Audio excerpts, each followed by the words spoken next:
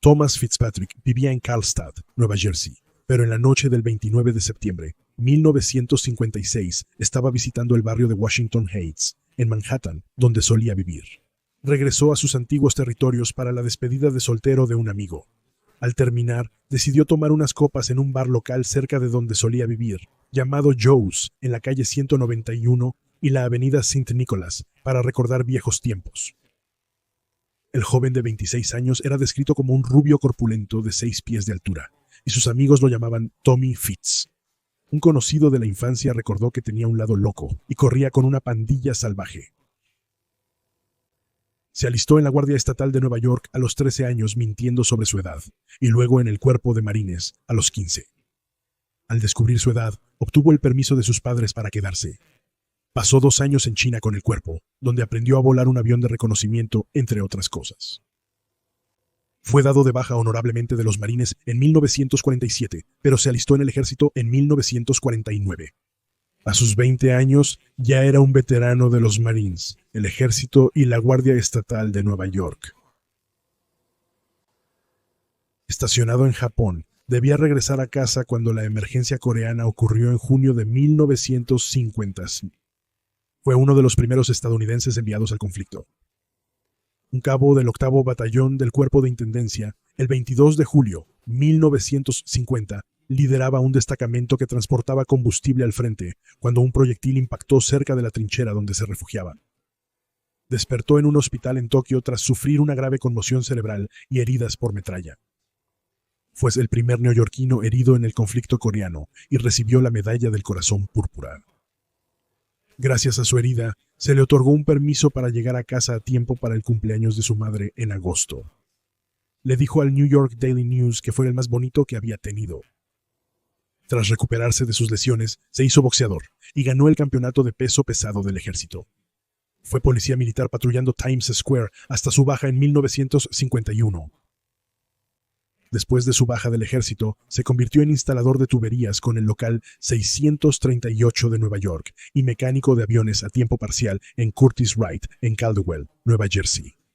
Obtuvo su licencia de piloto en la Escuela de Aeronáutica de Teterboro, en el aeropuerto de Teterboro, Nueva Jersey. Hay controversia sobre los eventos exactos de la madrugada del 30 de septiembre. Tommy Fitz dijo que al volver a casa sintió un impulso de volar. Tomó un Cessna 120 rojo y crema, un avión pequeño de un motor y 2 asientos de la Escuela de Aeronáutica de Teterboro, afirmando tener permiso para volar aproximadamente a las 3 de la mañana. Realizó lo que el Pittsburgh Post-Gazette describió como un aterrizaje perfecto y sin aliento en la avenida St. Nicholas, dirigiéndose al mismo bar donde había estado bebiendo previamente a tiempo para tomar una última copa antes de las 3 de la mañana. Última llamada. Le dijo a la policía que había pedido prestado el avión a David Van Dyke Jr., copropietario, y que resolvería el costo por la mañana. Luego se fue a volar. Mientras sobrevolaba Manhattan, tuvo problemas con el motor y se vio forzado a aterrizar. Su aterrizaje fue realmente notable. Un portavoz del Departamento de Aviación del Departamento de Policía de la ciudad de Nueva York lo describió como una posibilidad de 1 en 100.000, casi imposible. La avenida San Nicolás, normalmente transitada, estaba casi desierta cuando Tommy Fitz aterrizó hábilmente su avión entre edificios de apartamentos de 5 y 6 pisos en la madrugada. Un amigo llevó a Fitzpatrick a Teterboro para recoger su auto y le informó al dueño sobre el incidente con el avión. Sin embargo, el dueño disputó la afirmación de Fitzpatrick de tener permiso para llevarse el avión. Cuando regresó donde aún estaba estacionado, la policía lo arrestó por presunto robo mayor. La prensa vio la hazaña con humor, pero la policía no. Como señaló el Democrat and Chronicle de Rochester, Nueva Jersey, la ciudad desaprueba aterrizar aviones en sus calles congestionadas. El portavoz de la Oficina de Aviación de la Policía dijo que podrían haber ocurrido muchas cosas terribles. De hecho, su historia se desmoronó rápidamente ya que la policía no encontró evidencia de la supuesta falla del motor que lo obligó a aterrizar. En cambio, la policía afirmó que probablemente lo hizo como resultado de una apuesta, una deducción que el New York Daily News explicó considerando que el mismo bar estaba involucrado tanto en el despegue. Años después, Tommy Fitz admitió que el aterrizaje fue resultado de una apuesta en la que un amigo le desafió a ir de Nueva Jersey a Washington Heights en 15 minutos. Reportes indican que planeaba aterrizar en el campo de fútbol de la secundaria local, pero al no estar iluminado de noche, optó por usar la avenida St. Nicholas.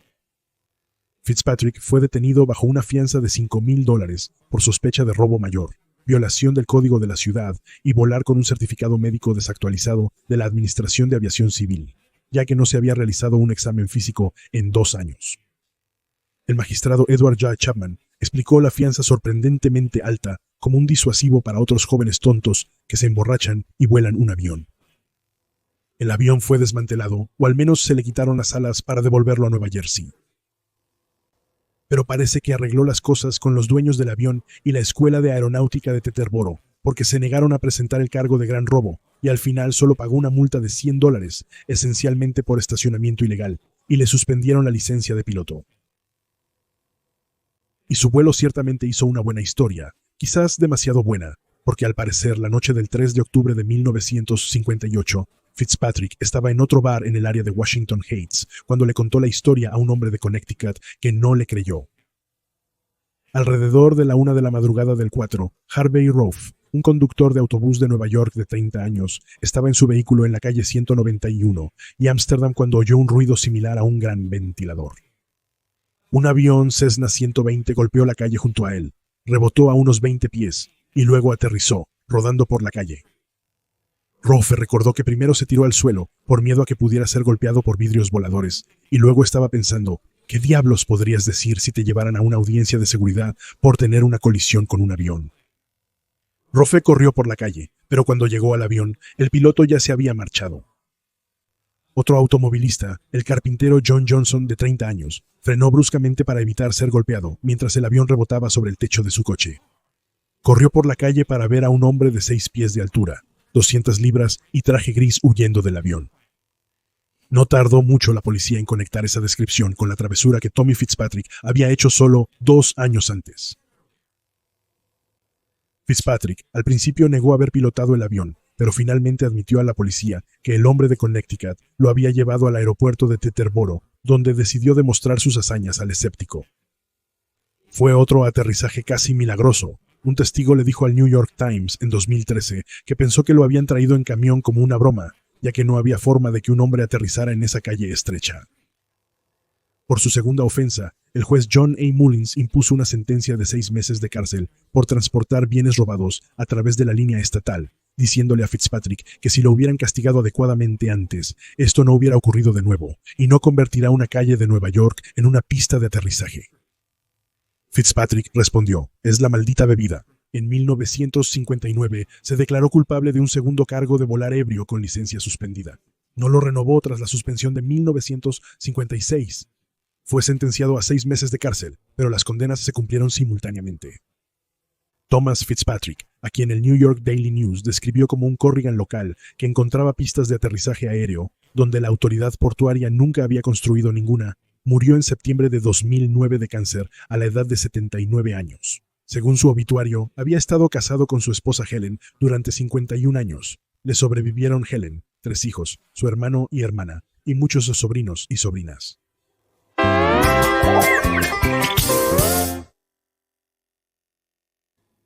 En 1913, un joven se presentó a la sociedad de Nueva York como el recién nombrado agente consular para Pointe d'Aubrey, un pequeño país al sur de Marruecos. La presentación le abrió las puertas a los mejores restaurantes de la ciudad, donde conoció a muchas personalidades destacadas. Fue solo cuando comenzó a acumular cuentas en algunos de esos restaurantes que alguien pensó en verificar su historia, y descubrió que no solo no había sido nombrado agente consular para Pointe d'Aubrey, sino que Pointe d'Aubrey ni siquiera existía. El hombre era Stanley Jacob Weinberg, un empleado de Brooklyn, que simplemente decidió que ser un empleado en Brooklyn era aburrido y que preferiría ser alguien más. Pasó tiempo en la cárcel por fraude, pero eso no pareció apagar ese deseo de ser alguien más. Stanley Jacob Weinberg fue conocido por diversos nombres a lo largo de su vida. La prensa lo llamaba el fabuloso fraude de Brooklyn o el gran engañador, aunque más tarde en su vida prefería Stanley Clifford Weyman. Era astuto y seguro en sus grandes estafas, capaz de engañar incluso a agentes del servicio secreto. Sin embargo, nunca hizo un esfuerzo por alterar su apariencia, y usualmente era atrapado porque alguien en la prensa o la policía lo reconocía. En su mayoría, no lo motivaba el dinero, y notablemente dejó pasar oportunidades donde pudo haber ganado mucho más con sus suplantaciones. Era notable en que se hacía pasar por otros por el simple hecho de hacerlo y simplemente disfrutaba siendo alguien distinto a él mismo. Los médicos le diagnosticaron varias dolencias psicológicas, pero de su obsesión dijo que la vida de un hombre es aburrida. Viví muchas vidas, nunca me aburro. Por ejemplo, en 1925 leyó en el periódico que iba a haber una conferencia de médicos de todo tipo en el Middlesex College of Medicine and Surgery, en Cambridge, Massachusetts. Se vistió elegantemente, llevó un maletín médico y tomó el tren a Cambridge. Allí se presentó como el Dr. Alan Stanley Wyman de la Comisión de Locura del Estado de Nueva York. Conversó con médicos sobre sus propuestas para mejorar el tratamiento psiquiátrico en las cárceles, y podía parecer bien informado, ya que había pasado casi un tercio de su vida adulta encarcelado y en asilos, cumpliendo condenas por sus múltiples fraudes. En Cambridge impresionó tanto que lo invitaron a hablar en el banquete nocturno. Su discurso fue bien recibido y fuertemente aplaudido. Al regresar al tren a Brooklyn, los asistentes a la conferencia ignoraban que habían sido engañados. Según un artículo en el New Yorker, el engaño fue descubierto cuando la policía lo detuvo semanas después, acusado de hacerse pasar por abogado, y encontraron el artículo del periódico sobre la conferencia en su caso y le interrogaron al respecto. Aunque a menudo estaba sin dinero, realizaba trabajos legítimos, y cuando tenía dinero, lo gastaba en su vasto guardarropa, que luego utilizaba en sus diversas suplantaciones. Una vez se hizo pasar por un enviado rumano. Con un impresionante uniforme naval con trenzas doradas y sombrero de almirante, telegrafió a la marina que la reina de Rumania solicitó enviar sus saludos a través de una inspección de un barco naval. Fue recogido por una lancha y se le dio un tour con todas las cortesías por el acorazado USS Wyoming. Encantado con su visita, invitó a los oficiales del barco a una recepción en el Hotel Astor. Les dijo al hotel que le enviaran la factura a él en el consulado rumano. Sin embargo, la cena se vio algo arruinada, ya que la publicidad previa al evento alertó al FBI, quienes vinieron y lo arrestaron. Pasó 2 años en la cárcel por la travesura. Se hizo pasar por un oficial naval francés, el teniente Sincere, y así fue invitado a una despedida de soltero organizada por el vicepresidente de los Estados Unidos, Thomas R. Marshall. Se disfrazó de almirante de la Marina y asistió a una revisión del ejército en el arsenal de Brooklyn. Un detective arrestó al general de división justo cuando iba a inspeccionar las tropas, debido a otro delito por el que era buscado. Al leer en el periódico que una princesa afgana en Nueva York estaba frustrada por no poder conocer al presidente, se presentó en su puerta, haciéndose pasar por el subsecretario de Estado de Estados Unidos para organizar su visita. En Washington, logró engañar para introducir a la princesa y a sus hijos, primero al secretario de Estado Charles Evan Hughes y luego para ver al presidente Warren G. Harding. Los eventos provocaron un incidente diplomático menor, ya que los británicos intentaban impedir que Harding se reuniera con autoridades afganas. Cuando la estrella de cine Rudolph Valentino murió en 1926, Wyman leyó en el periódico sobre su devastada prometida, la actriz Polo Negri. Tomó su maletín de médico, fue al hotel de Valentino y afirmó ser su médico personal, diciendo que Rudy hubiera querido que lo cuidara. Acompañó a la actriz afligida al funeral. Cuando la policía lo reveló como un impostor, ella se negó a presentar cargos, diciendo que nunca había recibido mejor atención médica. Cuando la reina María de Rumania visitó América en 1926, la prensa exigía una entrevista, pero el acceso estaba vedado. Conociendo sus legendarias habilidades, el periódico The Evening Graphic contrató a Wyman, quien presentándose como un subsecretario de Estado, obtuvo acceso a la reina y consiguió la entrevista. Aunque sus imitaciones solían ser inofensivas y a veces bastante humorísticas, fue arrestado por 2 cargos que dañaron su reputación ante el público. Durante la Segunda Guerra Mundial, dirigía una escuela para enseñar a los jóvenes a evadir el reclutamiento simulando enfermedades. Cuando el FBI irrumpió en la puerta de su aula, se le escuchó decir clase despedida. Fue un cargo grave durante la guerra y fue enviado a prisión durante 7 años. En 1954 fue condenado por intentar obtener un préstamo para mejoras del hogar en una casa que no existía. Tal robo pedestre parecía estar por debajo de él. Pero en la vida extraordinaria del hombre que pasó tanto tiempo siendo alguien distinto a sí mismo, quizás la historia más impactante fue el capítulo final. En agosto de 1960, Stanley, siendo nadie más que él mismo, era el recepcionista nocturno en el Hotel Dunwoody, en la ciudad de Nueva York. 2 hombres armados entraron y exigieron que el recepcionista de 70 años entregara la caja de dinero. Podría haberles dado, nadie lo habría culpado, pero se negó. Cuando uno intentó agarrar la caja, él se aferró. Es difícil saber qué pensaba una persona como Stanley Weyman. Algunos sostienen que quizás vio la oportunidad de convertirse en uno de los héroes que tan frecuentemente había interpretado. Su cuerpo acribillado a balazos fue hallado al día siguiente.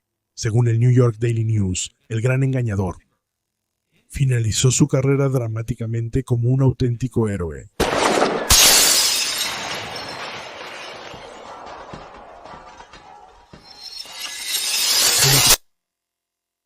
En 1985 hubo un pequeño revuelo en los periódicos nacionales sobre un fugitivo que se entregaba a las autoridades federales. No fue mucha prensa considerando que había sido un fugitivo federal, uno de los hombres más buscados en la nación durante 40 años. Pero lo más sorprendente no fue solo que pudo evitar una cacería del FBI durante 4 décadas. Lo realmente más sorprendente sobre el hombre llamado Georg Gardner fue su crimen. Georg Gardner era un prisionero de guerra alemán escapado, y la historia de su vida en la fuga es una historia que merece ser recordada. Georg Gardner nació en el pueblo de Schweidnitz, en lo que entonces era la provincia prusiana de Baja Silesia, en 1920.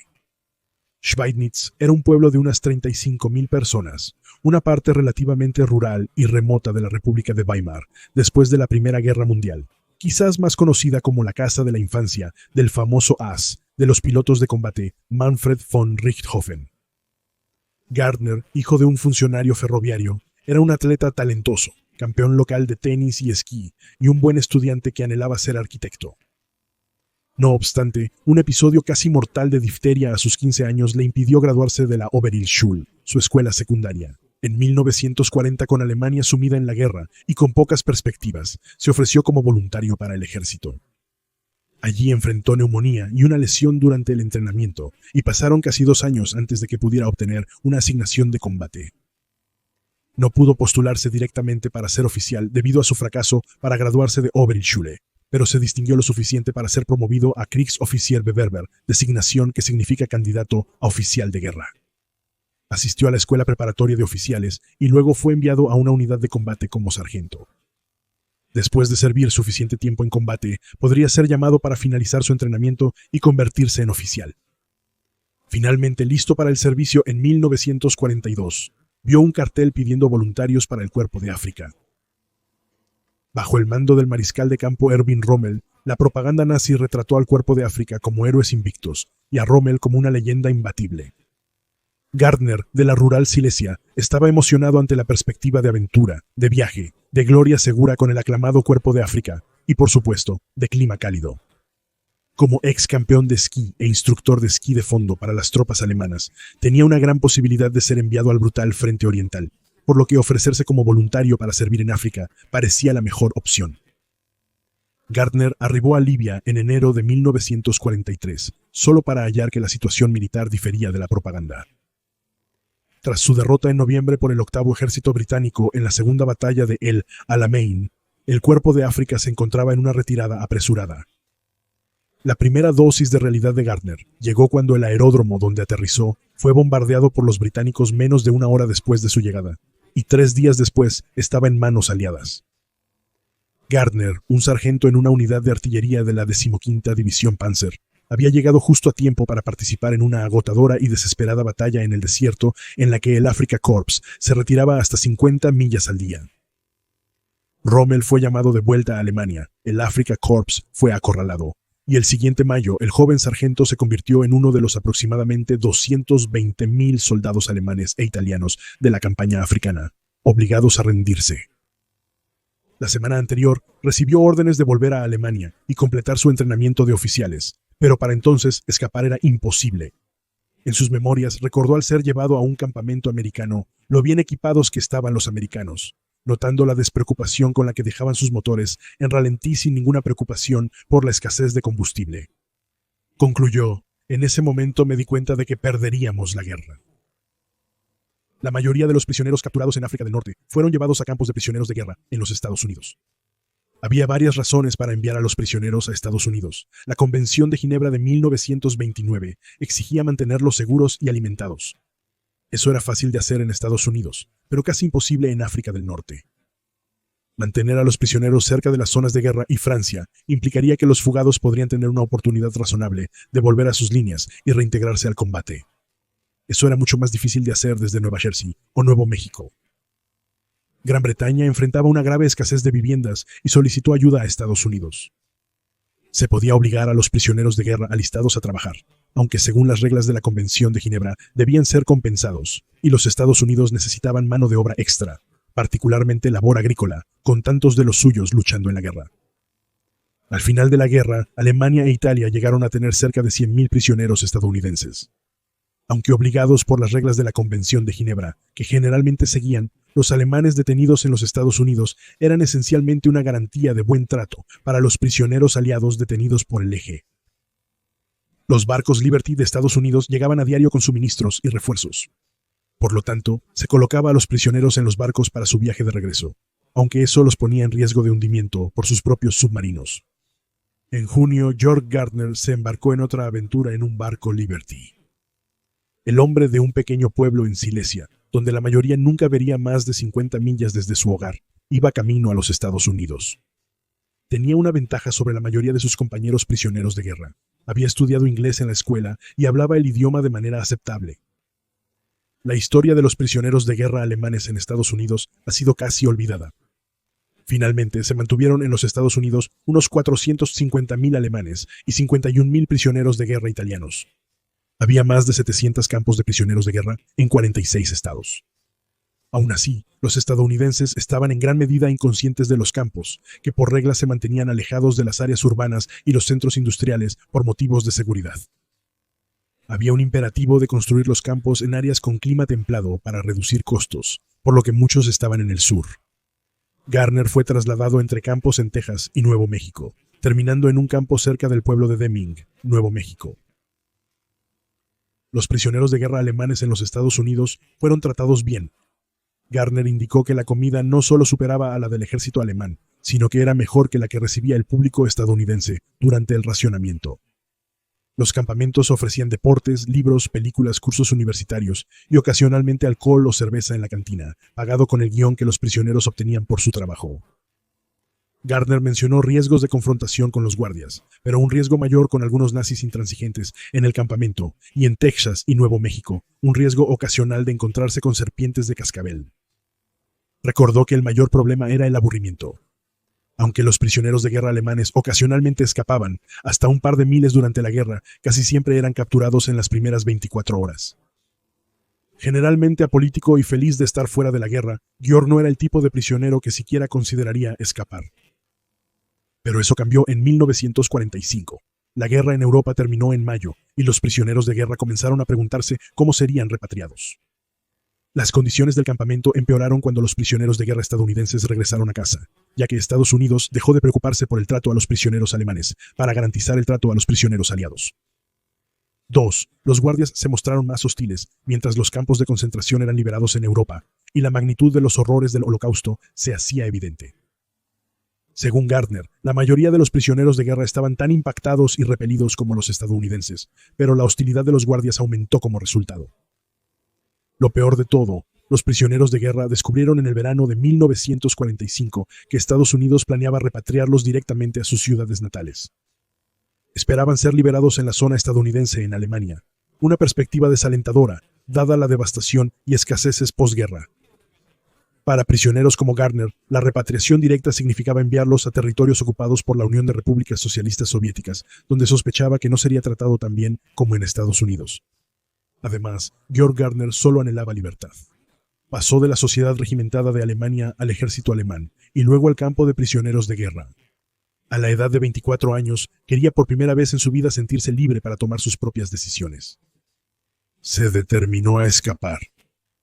Durante su tiempo en la escuela preparatoria de oficiales en Alemania, participó en un ejercicio donde los estudiantes simularon ser prisioneros fugitivos. Los instructores los dejaron en un extremo de la ciudad y debían llegar al otro sin ser capturados por ellos. Mientras los otros estudiantes ideaban planes elaborados, deslizándose por las alcantarillas o cruzando los tejados, Gardner había elegido un enfoque simple y directo. Se hizo pasar por un ciudadano común, abordó un tranvía y atravesó la ciudad antes que sus instructores. Fue el único alumno que lo logró. Su plan para el 24 de septiembre de 1945 también fue simple. Desde el campamento, vio una vía de tren, estudió el horario y una noche, mientras los demás veían una película, aprovechó un descanso en los reflectores, se arrastró bajo 2 alambres y corrió hacia el tren. Viajó en un vagón de carga hacia San Pedro, California, como muchos lo hacían en esa época. El tren fue un golpe de suerte. Cuando se descubrió que faltaba en el recuento de camas, hubo una búsqueda masiva. El ejército interrogó a los otros prisioneros, pero él no les había revelado sus planes. El ejército asumió que él permanecería oculto en la zona y enfocó su búsqueda en Nuevo México. No parece ocurrírseles que él podría haberse ido en el tren. Afortunadamente para él, el FBI consideró que su escape era problema del ejército y pasó otro año antes de que iniciaran una búsqueda nacional. Para entonces había mejorado su inglés y aprendido a peinarse y usar el tenedor como un estadounidense. En la floreciente California multicultural que siguió a la Segunda Guerra Mundial, pudo integrarse, mantener un perfil bajo y aprender cómo convertirse en un estadounidense. Al principio viajó con trabajadores agrícolas migrantes, trabajos itinerantes donde se hacían pocas preguntas. Dijo ser un inmigrante noruego de nombre Peter Peterson. Luego adoptó el nombre Dennis Wiles, basado en los nombres de una familia de trabajadores agrícolas migrantes que conoció. Finalmente obtuvo una tarjeta de seguridad social y una licencia de conducir con ese nombre. Trabajó como vendedor, instructor de esquí y profesional de tenis. En un momento jugó dobles de tenis con el actor Lloyd Bridges y se codeó en un albergue de esquí con Robert Stack. Cuando el tren de pasajeros Ciudad de San Francisco quedó atrapado en una avalancha en las montañas Sierra Nevada, en enero de 1952, como jefe de la patrulla de esquí de una zona de esquí local, fue el primero en llegar al tren. Una foto borrosa de él apareció en periódicos nacionales, mientras su foto en carteles de buscados colgaba en oficinas de correos del país. Después de la repatriación, solo 15 de los casi 450,000 prisioneros de guerra alemanes en los Estados Unidos no fueron contabilizados. Uno por uno, todos habían sido encontrados. Después de que el marinero mercante Kurt Richard Westphal fue hallado en Alemania Occidental en 1964, Gardner era el último prisionero de guerra alemán desaparecido. El FBI, sin pistas, se vio forzado a buscar en las guías telefónicas nombres similares a Georg Gardner. Una forma en que Dennis Wiles logró evitar ser capturado durante 4 décadas fue que nunca compartió su secreto con nadie. En 1964 se casó con una divorciada llamada Jean Clark. Tras 18 años casada, aún desconocía su nombre real. Su esposa lo convenció de confesar la verdad al final. Finalmente se había exasperado con su renuencia a hablar sobre su pasado, y cuando él se negó a viajar con ella al extranjero, sin explicar que no tenía certificado de nacimiento para obtener un pasaporte, ella decidió dejarlo. Ella empacó sus maletas y llamó a un taxi, y fue en ese momento que él se dio cuenta de que tenía que decirle la verdad, la primera persona a la que había contado su terrible secreto en 37 años. Entonces su esposa tomó el control, encontró al historiador Arnold Kramer, quien había escrito un libro sobre los prisioneros de guerra alemanes en Estados Unidos, y Kramer aceptó coescribir un libro detallando la historia de Gardner. Se llama El último soldado de Hitler en América. Luego contrató a un abogado para gestionar su entrega a las autoridades. Concluyó su libro diciendo: «¡Qué suerte tengo de tenerla!». Tras una búsqueda de casi 4 décadas, el FBI perdió interés en el caso. Incluso no estaba claro si había cometido un delito, ya que su escape ocurrió técnicamente después del fin de la guerra. Asimismo, el Servicio de Inmigración y Naturalización optó por no presentar cargos. Dado que había sido llevado a los Estados Unidos contra su voluntad como prisionero de guerra, no había entrado al país ilegalmente, y habiendo estado casado con una ciudadana estadounidense durante 18 años, Jean podía solicitar su ciudadanía. Después de que su libro finalmente se publicó en 1985, apareció en el Today Show el 11 de septiembre de 1985 y se rindió oficialmente a Bryant Gumbel. El titular de United Press International para ese día fue: «La Segunda Guerra Mundial finalmente terminó hoy». Más tarde descubrió que su hermana aún estaba viva en Alemania y había logrado emigrar de Alemania Oriental a Alemania Occidental y pudo ir a visitarla. Por retrasos burocráticos, no se naturalizó como ciudadano hasta el 2009. Georg Gardner, o Dennis Wiles, el nombre que prefieras, falleció en el 2013, a la edad de 92 años.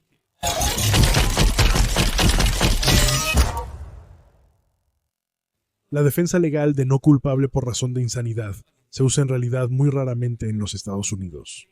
Se argumenta en menos del 1 al 3% de los casos y tiene éxito en menos del 1% de los casos, aunque ciertos casos de alto perfil o su tratamiento en televisión y en películas parecen exagerar el uso de esa defensa. La defensa es en realidad bastante antigua, se describe en el Código de Hammurabi hace casi 4000 años, pero se desarrolló lentamente en los Estados Unidos y a mediados del siglo XIX ofreció bastante sensación porque el primer argumento en la Corte de Defensa de los Estados Unidos, por razón de insanidad temporal, ocurrió en un caso que involucraba a congresistas de los Estados Unidos y algunas de las figuras políticas más importantes de la época. Fue una sensación en su momento, pero, atrapado en los eventos de los Estados Unidos de aquel tiempo, hoy está casi olvidado. Y aún así, el curioso caso del asesinato de Philip Barton Key, segundo por parte de Daniel Sickles, merece ser recordado.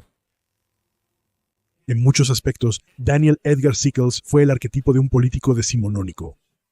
Atractivo, elocuente y urbano, fue parte de la poderosa maquinaria política del Tammany Hall democrático de Nueva York, en la era del notorio William Boss Tweed.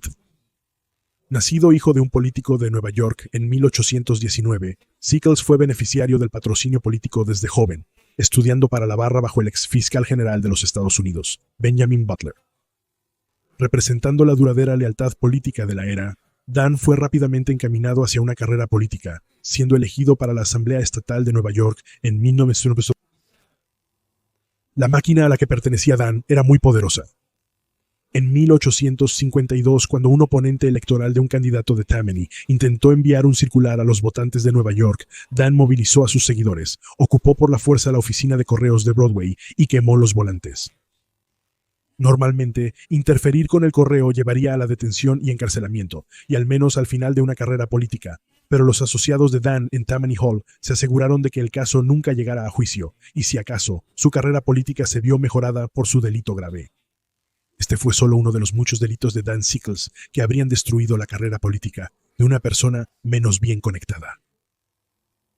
En septiembre de 1852, Sickles se casó con Teresa de Pont Baglioli, hija de su amigo y mentor, Antonio Baglioli, compositor y profesor de música italiano residente en Nueva York. Sickles conocía a Teresa Baglioli desde su infancia. Al casarse, ella tenía 15 años y él 32. Era excepcionalmente brillante y madura para su edad, dominando 5 idiomas. Las familias se opusieron al matrimonio, pero la pareja se casó por civil y luego celebró una ceremonia religiosa. Teresa era considerada universalmente como muy atractiva, encantadora y exitosa en la sociedad. Pero entre sus otros defectos, Daniel Sickles era un mujeriego. Aunque pudo haberle mentido a Teresa, no era tímido al respecto en público. En 1853 navegó a Inglaterra para unirse a la delegación estadounidense con el nuevo embajador James Buchanan. Teresa no pudo acompañarlo porque consideraban que su hija Laura era muy pequeña para cruzar el Atlántico. Así que en su lugar, Dan llevó a una famosa prostituta de Nueva York llamada Fanny White, con quien tenía una larga relación, a Inglaterra, a la corte de St. James, donde incluso la presentó a la reina de Inglaterra. Cuando un amigo le presionó por sus indiscreciones con mujeres, escribió en una carta: «Yo te he dicho antes que no considero que sea un curso sabio, ni lo apruebo, ni lo recomiendo a ningún amigo, pero lo he adoptado. Es mío y lo seguiré, pase lo que pase». Sickles no solo se mantenía regularmente con prostitutas, sino que también tenía muchos romances tanto con mujeres casadas como solteras. Tras volver de Londres, Sickles trabajó en la legislatura estatal de Nueva York. Sus obligaciones políticas y amoríos frecuentemente lo distanciaban de Teresa y Laura, y las cartas de entonces indican que Teresa se sentía desatendida. Pero en 1856, Sickles fue elegido para el Congreso. Teresa, de solo 20 años y descrita como joven, bonita y muy elegante, se mudó con él a Washington, Distrito de Columbia. Fue en Washington, Distrito de Columbia, en la inauguración de 1857 del viejo amigo de Sickles, James Buchanan, como 15º presidente de los Estados Unidos, que los Sickles conocieron a otro político y abogado bien conectado llamado Philip Barton Key, el segundo. El padre de Key, Francis Scott Key, abogado, fue retenido brevemente en el barco británico Su Majestad Británica Townet durante la batalla de Baltimore en la guerra de 1812, mientras negociaba un intercambio de prisioneros. Había escrito un breve poema sobre la batalla llamado Defensa del Fuerte McHenry. El poema, conocido hoy como el Star Spangled Banner, era popular en los Estados Unidos en la década de 1850, pero no se convertiría en el himno nacional oficialmente hasta 1931. Francis Scott Key tuvo una extensa carrera en derecho, siendo fiscal de los Estados Unidos para el Distrito de Columbia. Además de su famoso padre, Philip Barton Key, segundo quien se hacía llamar Barton, era sobrino de Roger Taney, juez principal de la Corte Suprema de los Estados Unidos de 1836 a 1864. En 1857, Barton Key fue el fiscal de distrito para Washington, Distrito de Columbia. Viudo con 4 hijos, a menudo se le describía como el hombre más guapo de la sociedad de Washington. Según informes, a Sickles le agradó rápidamente Key y ayudó a asegurar que mantuviera su puesto en la nueva administración. Como Sickles estaba frecuentemente ocupado para acompañar a Teresa a todos los eventos sociales de Washington, aparentemente la alentó a asistir con su nuevo amigo Barton. Con el tiempo, su relación se volvió íntima. Barton Key y Teresa Sickles comenzaron a verse juntos en Washington con frecuencia, tanto que la gente comenzó a hablar, pero distraído por sus responsabilidades políticas y sus propios asuntos sexuales. Daniel Sickles parecía no notarlo. Tras la reelección de Sickles en 1858, el asunto se volvió más descarado. Key alquiló una casa bajo un nombre falso para encontrarse con Teresa. Según informes, algunos asociados de Key le advirtieron del peligro y la falta de cuidado de su aventura, pero aparentemente no disuadió a los amantes. Pero el asunto no pudo permanecer oculto para siempre. El 24 de febrero de 1859, Sickles estaba abriendo la correspondencia diaria en su escritorio, y allí había un sobre amarillo que incluía una carta que solo estaba firmada con las iniciales RPG. La carta le informaba sobre el affair de su esposa, le informaba sobre la casa que había alquilado, y concluía: «Señor, le aseguro que él hace tanto uso de su esposa como usted». Sickles esperó un día para que un asociado verificara la reclamación, pero en la noche del 26 confrontó a Teresa y extrajo una confesión de ella. La nota incluía detalles vergonzosos, como que el señor Key se paraba en el parque cerca de la casa de Sickles y agitaba un pañuelo cuando quería verlo. Por lo tanto, no fue oportuno para el señor Key, quien no sabía que el asunto había sido descubierto, que al día siguiente Dan Sickles mirara por su ventana para ver al señor Key de pie en el parque, mirando su casa, agitando su pañuelo. Sickles atacó furiosamente a Key y exclamó: «¡Key! ¡Sinvergüenza! ¡Has deshonrado mi hogar! ¡Debes morir!». Sickles sacó un Derringer de su abrigo y disparó, hiriendo la mano de Key. Key avanzó y lucharon brevemente. Sickles soltó una pistola, pero sacó otra tras liberarse. Desarmado, Key gritó: «¡No me mates!», y lanzó lo único que tenía, unos binoculares de ópera, a Sickles. Sickles respondió disparándole a Key en el muslo. Sickles gritaba, atrayendo testigos. Key tropezó y exclamó que le habían disparado. Cayendo al suelo gritó: «¡No me dispares! ¡Asesinato! ¡Asesinato!». Sickles apretó el gatillo de nuevo, pero el arma falló. Sickles lo amartilló otra vez y disparó a Key en el pecho a corta distancia.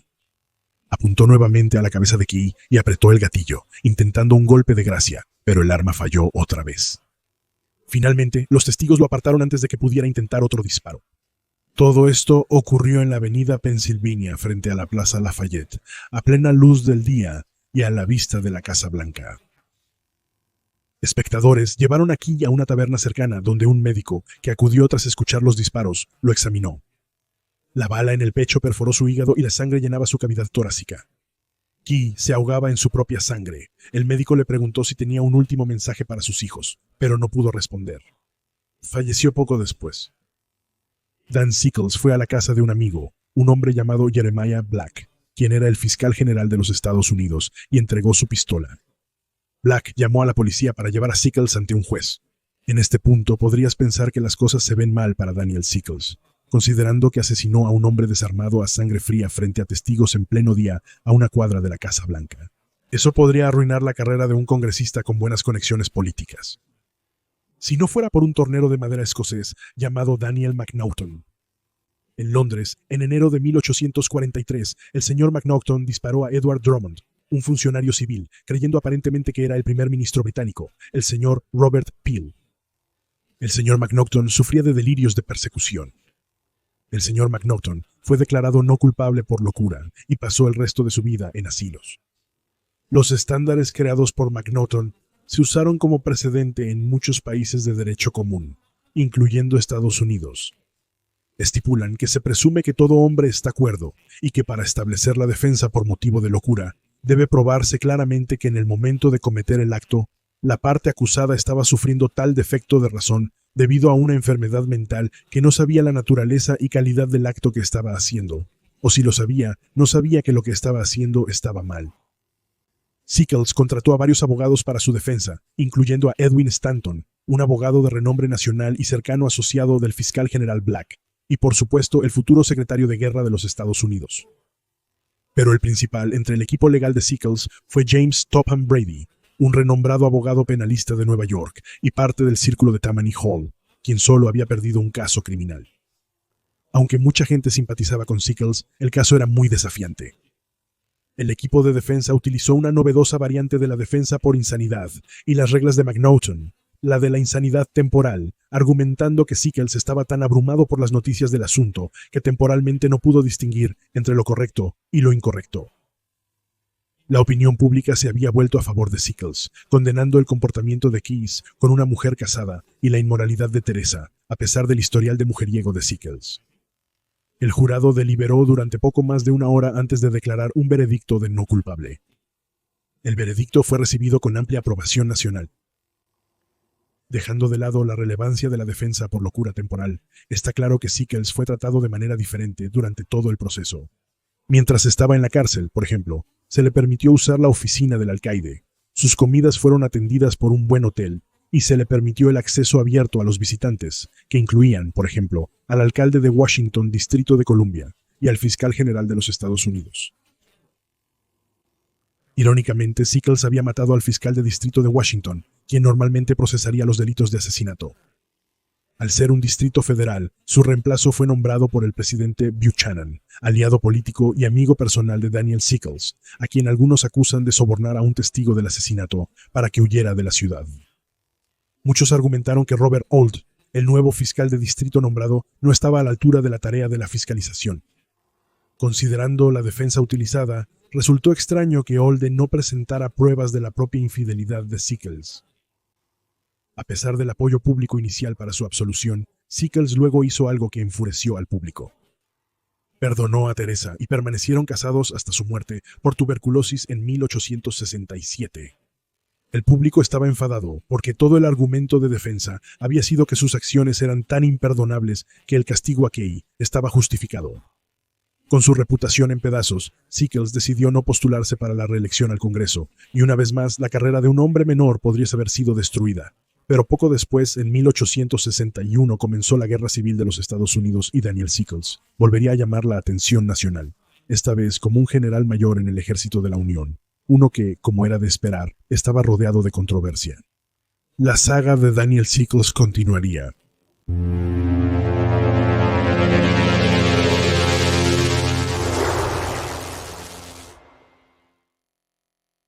A veces me han preguntado como el chico de la historia por qué recordamos a las malas personas y las malas acciones. Quiero decir, ¿no hay alguna historia que no merece ser recordada? Para mí decir que es historia basta, pero hay otras razones. Una de las razones principales por las que aprendemos historia es como una advertencia. Recordamos a las malas personas y las malas acciones porque no queremos repetirlas. A veces, una persona malvada es tan hábil en su maldad que te hace cuestionar qué podrían haber logrado si hubieran encaminado su vida hacia otros fines. Y a veces es simplemente una buena historia, un relato apasionante que nos recuerda que la historia no tiene por qué ser aburrida. Y supongo que todo lo anterior se aplicó a la vida de Jefferson Smith, un sinvergüenza, un hombre muy malo, y sin embargo, un hombre cuya historia merece ser recordada. Jefferson Randolph Smith II nació en Georgia en 1860 en una familia adinerada. Su padre era abogado. Desarrolló las maneras de un caballero sureño, pero la riqueza familiar se perdió en la guerra civil, y su padre alcohólico luchó para mantener a la familia. Se mudaron de un lugar a otro, terminando en Texas en 1875. A sus 16 años, Jeff Smith arreó ganado por el camino de Chisholm hasta Abilene. Era capaz, pero las conducciones de ganado son un trabajo muy duro. Al terminar de conducir, se topó con un hombre que hacía el juego de la cáscara. Es un juego sencillo que usa 3 cáscaras de nuez y un guisante seco. Esconde el guisante bajo una cáscara, las mueves y los jugadores apuestan donde está. El juego de la cáscara se originó en la antigua Grecia. Aunque parece ser un juego de azar, en realidad es un tipo de estafa. El astuto operador del juego usa prestidigitación para mover la P, haciendo que el apostador siempre pierda. El juego no es tan simple como parece. Requiere un juego cuidadoso para no ser atrapado, y depende de que el astuto gane la confianza del público, a menudo distrayéndolos con su discurso. A veces se utilizan conspiradores para hacer que el juego parezca real. A estas personas se les llama señuelos. A veces, el astuto deja ganar ocasionalmente a un jugador para que el juego parezca real. A veces el juego mismo distrae al jugador y se lo roban mientras está distraído. Los buenos astutos engañan a los jugadores para que elijan mal y apuesten más. El hombre robó todo el dinero de la ruta de Smith, pero en lugar de enojarse, Smith lo convenció de que le enseñara el oficio. Smith era un buen candidato para ser un hombre de confianza. Su gentileza y acento sureño eran cautivadores, y poseía una gran elocuencia al hablar. Tenía gran destreza y un ingenio agudo, y llegaría a dominar el oficio. El periódico San Francisco Call lo salvaría más tarde. No hay un truco conocido por los estafadores en el que Smith no sea un experto. Ganó su vida temprana con el juego de la cáscara, un juego similar llamado Monty de 3 cartas, y haciendo trampa en el póker con cartas marcadas. Era hábil utilizando cómplices para que los juegos parecieran auténticos, haciendo que la gente apostara más. Sin embargo, estas estafas cortas, es decir, estafas rápidas, tenían sus limitaciones. Los estafadores debían actuar velozmente antes de que los locales notaran sus engaños o se enojaran en exceso por sus pérdidas. Fue un Smith itinerante que pasó años moviéndose de ciudad en ciudad, perfeccionando su oficio. Pero halló nuevas oportunidades en Leadville, Colorado. Cuando Jeff Smith llegó a Leadville alrededor de 1885, era una bulliciosa ciudad minera de plata. La ciudad ruda y tumultuosa ya había atraído a famosos jugadores como Doc Holliday y Alice Ivers, apodada Poker Alice. Como ciudad en auge, Leadville era un lugar salvaje que, aunque no carecía totalmente de ley y orden, estaba en gran medida indomable. La ventaja de Leadville es que siempre recibía un nuevo flujo de mineros buscando fortuna. Un estafador podría hallar nuevas víctimas sin salir de la ciudad. Según algunas cuentas, Smith aprendió y perfeccionó en Leadville la estafa por la que es más famoso, el timo del jabón. El juego era bastante simple. Smith ofrecía a los transeúntes la oportunidad de comprar jabón a un precio muy alto, $5 la barra, alegando que había puesto algo de dinero, billetes de 50 o incluso de $100, en el empaque de algunas de las barras. Una persona puede comprar una barra de jabón por $5 con la posibilidad de hacerse rico, y si no encuentran dinero, al menos tendrán jabón. La estafa se asemeja al juego de la cáscara. Se usan señuelos para que parezca real, y cuando ven el dinero, los incautos compran todo el jabón a un precio muy superior a su valor real. Smith estaba tan asociado con esa estafa en particular que le valió su apodo.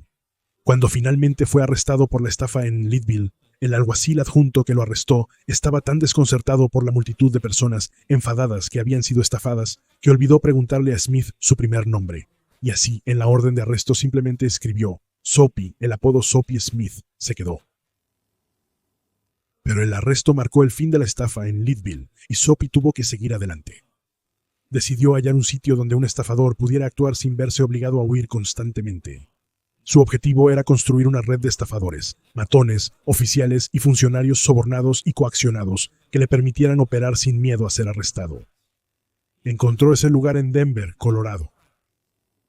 En Denver, Smith formó una pandilla que gradualmente tomó control del crimen en la ciudad. En todas las estafas, Soapy recibió la mitad del dinero. Utilizó el dinero para sobornar a la policía, jueces y funcionarios electos. Para 1889, los periódicos afirmaban que sobornaba al alcalde y al jefe de policía, y tenía banqueros en su nómina que le ayudaban a identificar objetivos adinerados para sus estafas. Su banda incluía una variedad de estafadores y personas expertas en encontrar y dirigir víctimas potenciales hacia las estafas. Los direccionadores usaban varias herramientas, incluyendo los hombres de agarre.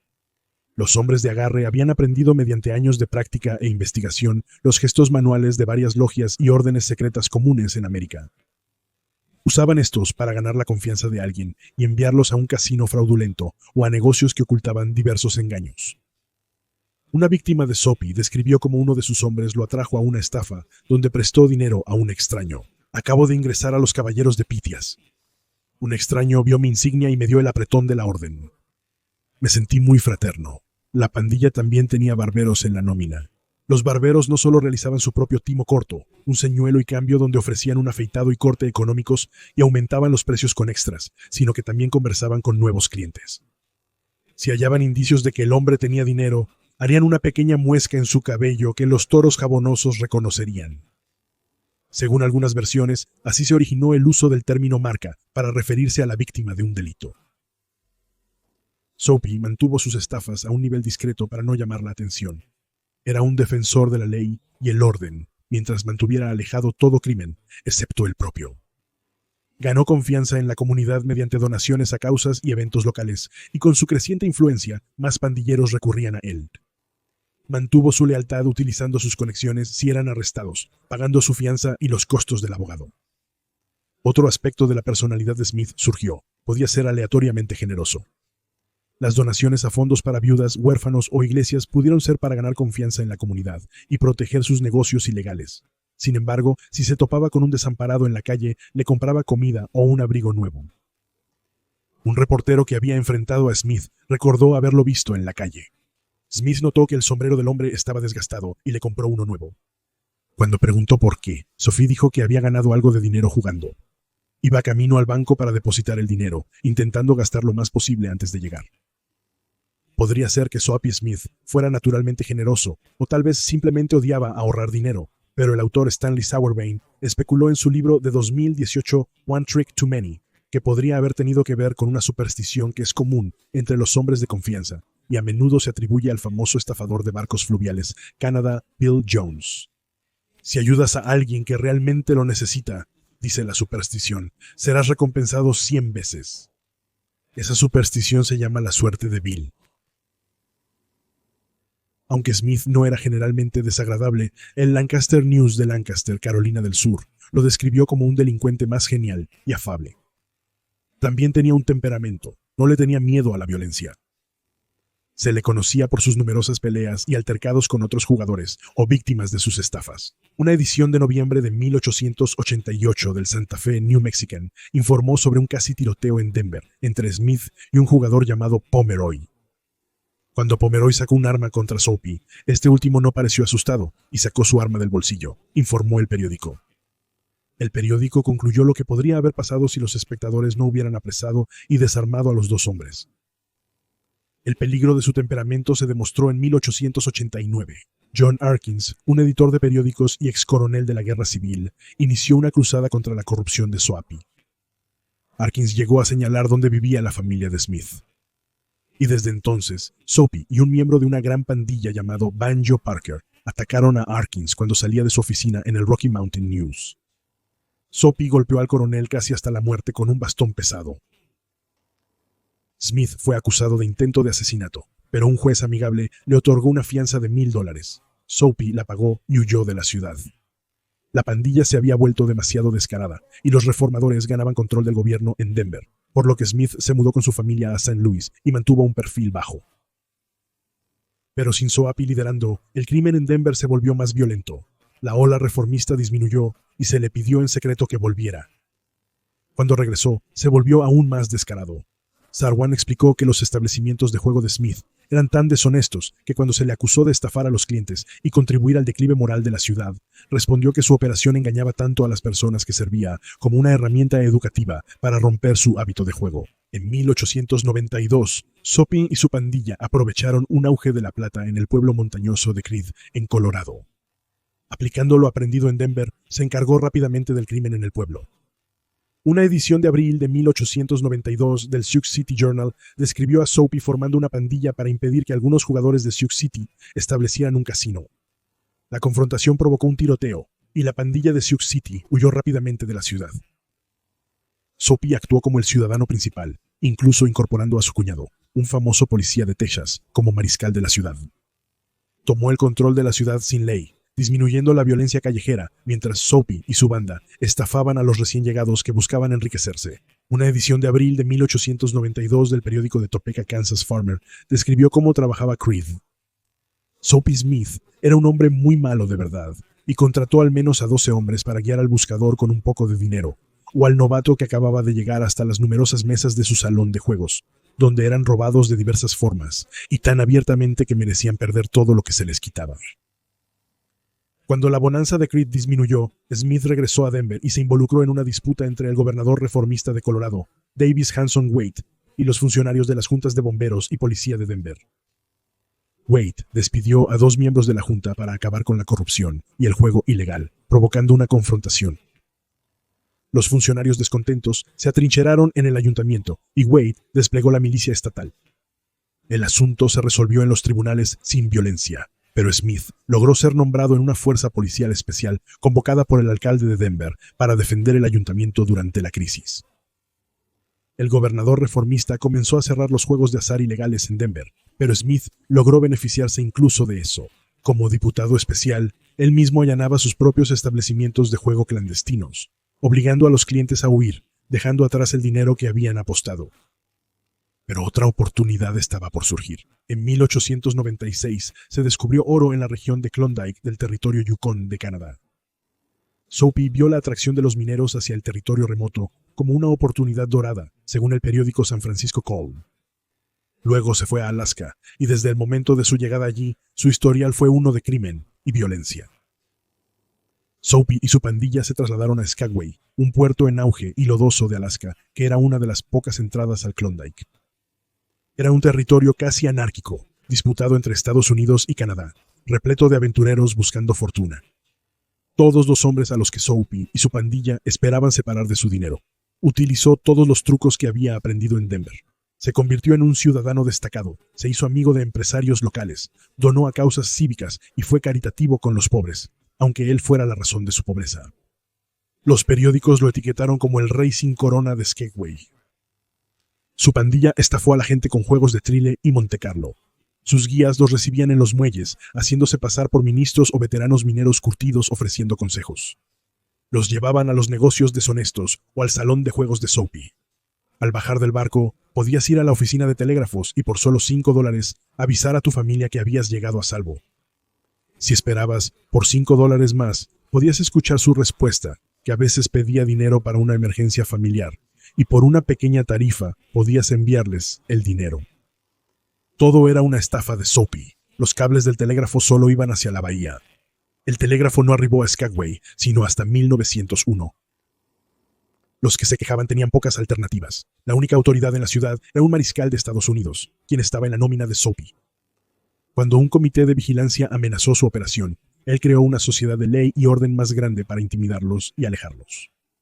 Al inicio de la guerra hispano-estadounidense, formó una milicia local que lideró. El 4 de julio de 1898, cabalgó al frente de ellos en el desfile del pueblo. Pero la pandilla del hombre de la confianza cruzó el límite al robar al minero John Douglas Stewart 3 días después. Stewart fue uno de los primeros mineros de Klondike en volver a Estados Unidos tras hacerse rico. La pandilla estafó al hombre con un juego de Monty de 3 cartas, robándole su saco de oro. Cuando sacó su saco de polvo de oro, un pandillero lo agarró y huyó. Este robo, después de tantos, molestó a la ciudad por una razón específica. Robar a un minero experimentado difería de aprovecharse de un principiante. Si se corriera la voz de que los mineros que encontraron oro estaban siendo robados en Skagway, los hombres que estaban por regresar a casa podrían elegir otra ruta, privando a Skagway de su negocio. En la noche del 8 de julio, Soapy tomó un rifle y fue a enfrentar a un grupo de vigilantes reunidos. Frank H. Reed, el topógrafo de la ciudad, le negó la entrada. Después de una breve discusión, Smith disparó a Reed en la ingle con su rifle, y Reed disparó a Smith en el corazón, matándolo al instante. Las versiones difieren sobre lo que sucedió exactamente. Se informó que las últimas palabras de Smith fueron: "Por el amor de Dios, no dispares". Reed falleció 12 días después. La gente de Skagway lo trató como un héroe y erigió un monumento en su tumba. En cuanto a Sophie Smith, muchas personas simplemente quieren arrojar su cadáver a la bahía. Finalmente realizaron una ceremonia, pero el ministro metodista y bautista se negó a oficiar. El pueblo ni siquiera le permitió ser enterrado en tierra consagrada. Está enterrado justo fuera del cementerio. Su pandilla fue rodeada y arrestada o expulsada de la ciudad. Fue un impresionante revés de la fortuna para el hombre que había liderado el desfile del 4 de julio, solo 4 días antes. Las tumbas de Reed y Smith ahora son visitadas por turistas en Skagway. El personaje de Soapy Smith ha aparecido en varias películas, y la película de Clark Gable de 1941, Honky Tonk, se basó en una biografía de Smith, aunque el estudio no tenía permiso para usar su nombre. Como un legado sorprendente, se celebra cada año en Hollywood un baile de disfraces benéfico llamado la Fiesta de Soapy Smith. Y si quieres un verdadero legado, puedes contratar al bisnieto de Soapy Smith, Jeff Smith, para que te dé una charla sobre su famoso antepasado, sobre quien es un experto, ha escrito un libro y espera producir una película. En conclusión, es complicado determinar qué enseñanza extraer de la vida de Sophie Smith. A pesar de ser un hombre complicado, también se le solía describir como un sinvergüenza y una mala persona. Ciertamente su historia es un relato fascinante, es simplemente divertido escucharla, y su violenta muerte es una advertencia sobre las consecuencias inevitables de una vida de crimen. Los periódicos de la época decían que murió con las botas puestas. Quizás para alguien como Jefferson Smith, ese es justo el epitafio que él habría deseado. Espero que hayas disfrutado este episodio de El Hombre de la Historia. Visita nuestra comunidad en The History Guy Guild, locals.com, nuestra página web en thehistoryguy.com y nuestra mercancía en teespring.com, o reserva un mensaje especial de El Hombre de la Historia en Cameo. Y si quieres más episodios de Historia Olvidada, todo lo que tienes que hacer es suscribirte.